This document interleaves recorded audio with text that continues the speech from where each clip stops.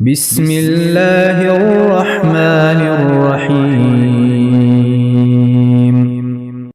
حضرت حسن بصری رحمۃ اللہ علیہ سے مرسل روایت ہے، رسول اللہ صلی اللہ علیہ وسلم سے بنی اسرائیل کے دو آدمیوں کا تذکرہ کیا گیا۔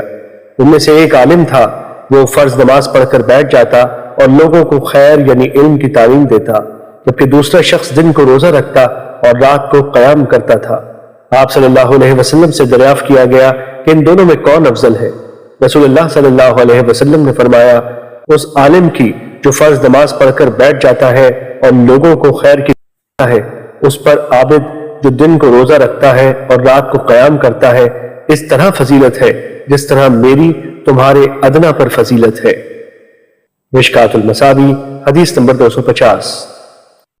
حضرت اکرمہ سے روایت ہے کہ ابن عباس رضی اللہ تعالیٰ عنہ نے فرمایا، ہر جمعے یعنی 7 دن میں لوگوں سے 1 مرتبہ وعظ کرو، اگر تم اس سے انکار کرتے ہو تو پھر ہفتے میں 2 مرتبہ، اگر زیادہ کرتے ہو تو پھر 3 مرتبہ۔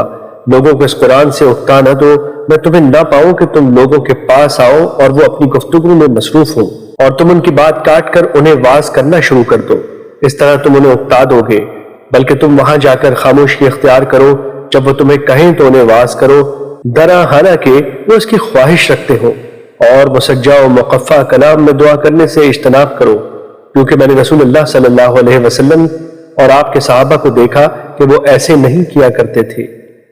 مشکات المصابیح حدیث نمبر 252۔